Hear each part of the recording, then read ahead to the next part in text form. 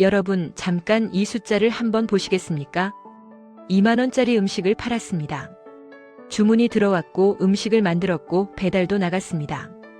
그런데 사장님 통장에 실제로 들어온 돈은 얼마였을까요? 8,166원입니다.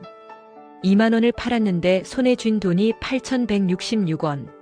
이게 실제로 행정안전부 청원 사이트의 한 자영업자 사장님이 직접 올린 정산 내역입니다. 꾸며낸 이야기가 아닙니다. 영수증이 있는 실제 숫자입니다. 그 8,166원으로 재료비도 내야 하고 포장 용기도 사야 하고 전기세, 가스비까지 해결해야 합니다. 이 사장님은 청원 글에 이렇게 썼습니다. 하루 매출이 약 50만 원인데 그중 3분의 2가 플랫폼으로 빠져나간다고요. 나머지 3분의 1로 월세, 공과금, 세금을 다 내면 결국 남는 게 없다고요. 여러분, 장사가 잘 된다는 게 어떤 의미일까요? 주문이 많이 들어오면 잘 되는 건가요? 아니면 통장에 돈이 남아야 잘 되는 건가요? 오늘은 그 질문에서 시작해 보겠습니다. 배달 플랫폼으로 장사하는 사장님들이 왜 매출은 올라가는데 정작 수중에 남는 돈은 적은지 세 가게의 사례로 비교해 드리겠습니다. 모든 수치는 실제 기사와 정부 조사에 근거한 내용입니다. 먼저 2만 원 주문 한 건에서 실제로 어떤 비용이 빠져나가는지부터 짚어보겠습니다. 배달앱에서 주문이 들어오면 크게 4가지 항목이 빠져나갑니다. 중개수수료, 배달비, 마케팅 비용, 그리고 결제대행 수수료입니다. 하나씩 살펴보겠습니다. 먼저 중개수수료. 배달앱이 주문을 연결해준 대가로 받는 돈입니다. 2만 원 기준으로 1,560원입니다. 다음은 배달비. 라이더가 음식을 고객에게 전달하는 비용인데 가게 사장님이 3,400원을 지불합니다. 세 번째는 마케팅 비용인데 앱 안에서 내 가게가 눈에 띄도록 하는 광고비입니다. 이 돈이 5,800원이 빠져나갑니다. 마지막으로 결제대행 수수료가 빠집니다. 카드 결제를 처리하는 회사에 내는 돈인데 부가세까지 합치면 1,074원입니다. 이 4가지를 합치면 2만 원짜리 주문에서 절반이 훌쩍 넘는 돈이 빠져나가는 겁니다. 정확히는 11,834원. 사장님 손에 남는 건 8,166원입니다. 여기서 한 가지 더 짚고 넘어가겠습니다. 배달앱 광고에서 자주 보이는 말 무료 배달. 소비자 입장에서는 배달비 없이 주문하는 것처럼 보이지만 실제로 그 배달비를 내는 건 누구일까요? 사장님들은 말합니다. 배달비 3,400원은 결국 입점업체가 내는 거라고요. 소비자한테는 무료지만 사장님한테는 무료가 아닌 구조라는 겁니다. 자, 이제 이 구조를 실제 세 가게 사례로 비교해 보겠습니다. 첫 번째 A가게 사례입니다. 월 매출 3천만 원. 동네에서 꽤 이름난 가게라고 생각해 보십시오. 배달앱에 완전히 의존하고 있고 주문을 더 받기 위해 광고도 적극적으로 씁니다. 겉으로 보면 잘 나가는 가게입니다. 지난해 서울시 발표 자료에 따르면 배달앱 총 이용 수수료는 매출 대비 최소 16.9%에서 최대 29.3%에 달합니다. 광고를 많이 쓰고 배달 의존도가 높다면 이 수치는 높은 구간에 가까워집니다. 매출 3천만 원에서 25%가 빠진다고 가정하면 수수료와 배달비, 광고비로만 750만 원이 나갑니다. 여기에 재료비, 인건비, 임대료, 공과금을 더하면 비용 합계가 2,350만 원 안팎이 됩니다. 3천만 원을 팔았는데 남는 돈이 650만 원 수준이라면 이 사장님은 어떤 기분일까요? 숫자만 보면 분명히 잘 되는 가게인데 막상 통장을 들여다보면 느낌이 다를 수 있습니다. 두 번째 B가게 사례입니다. 월 매출 2,800만 원으로 가게 A보다 200만 원 적습니다. 다른 점이 하나 있습니다. 이 가게는 배달앱 의존도를 절반 정도로 줄였습니다. 나머지 절반은 전화 주문이나 단골 고객을 통해 채우고 있고 광고비도 최소한만 씁니다. 배달앱을 통한 매출이 1,400만 원이라면 수수료 부담도 그만큼 줄어듭니다. 나머지 1,400만 원은 플랫폼 수수료 없이 들어오는 매출입니다.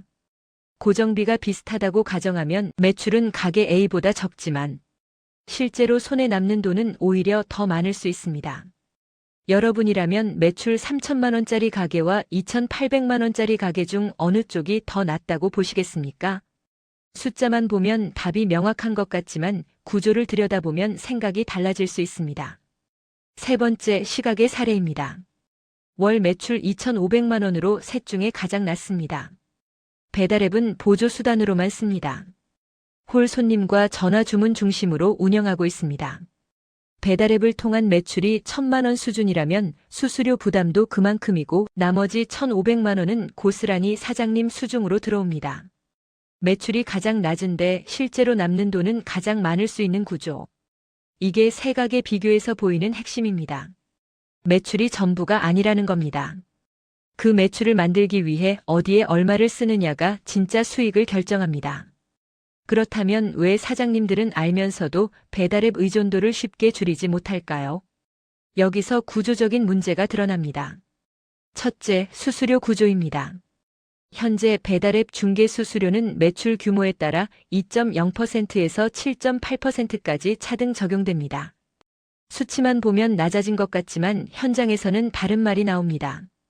수수료 구간 기준을 플랫폼이 명확히 공개하지 않아 실제로는 대부분 가장 높은 구간을 내는 것 아니냐는 의구심입니다.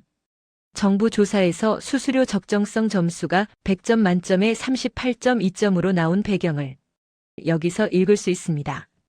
둘째, 광고 경쟁 구조입니다. 앱 안에서 내 가게가 잘 보이려면 광고를 해야 합니다.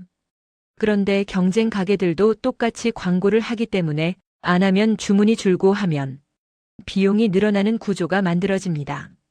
여러분이라면 이 구조에서 광고를 계속 유지하시겠습니까? 아니면 줄이는 쪽을 선택하시겠습니까? 셋째, 별점과 리뷰 문제입니다. 수수료 못지않게 현장에서 자주 언급되는 부분입니다. 최근 청원에 따르면 악의적이거나 사실과 다른 리뷰가 올라와도 이를 바로잡을 수 있는 절차가 매우 제한적이라는 지적이 나옵니다. 별점 하나가 주물량에 직접 영향을 주는 구조에서 사장님들은 매 주문마다 평가를 받는 위치에 놓여 있습니다. 넷째, 고정비 상승입니다. 재료비, 인건비, 임대료는 배달앱과 무관하게 계속 오릅니다. 수수료 부담에 고정비까지 올라가면 사장님이 가져가는 몫은 더 줄어들 수밖에 없습니다. 이 네 가지가 맞물리면서 매출은 있는데 남는 돈은 적은 구조가 반복됩니다. 그렇다면 이 문제, 논의는 어떻게 진행되고 있을까요? 정부와 국회에서 주목하는 방향이 하나 있습니다. 카드 수수료처럼 배달앱 수수료도 영세업체에 우대 수수료율을 적용하자는 방식입니다. 카드 수수료는 이미 연 매출 30억 원 이하 가맹점에 매출 규모별로 낮은 수수료율을 적용하고 있습니다. 배달앱도 비슷한 방식을 도입하자는 게 음풀법, 음식 배달 플랫폼 이용료 등에 관한 법률안의 핵심 내용입니다. 음풀법에는 수수료 우대 외에도 정산주기 단축, 알고리즘 공개, 입점업체 단체 협상권 보장 등의 내용이 담겨 있습니다. 관련 법안이 국회에 10건 이상 발의돼 있지만 현재는 모두 상임위에 계류된 상태입니다. 사회적 대화기구도 지난해 10월 이후 공식 회의를 열지 못하고 있습니다. 1년이 지났는데 합의는 아직 나오지 않았습니다. 수수료 인하가 해결책처럼 보이지만 복잡한 부분도 있습니다. 수수료를 낮추면 그 부담이 배달 라이더의 배달비 인하 압박으로 이어질 수 있다는 우려도 함께 제기됩니다. 자영업자를 돕자는 취지가 다른 쪽의 부담으로 전가될 수 있다는 뜻입니다. 어느 한쪽만 보고 판단하기 어려운 구조라는 점은 분명합니다.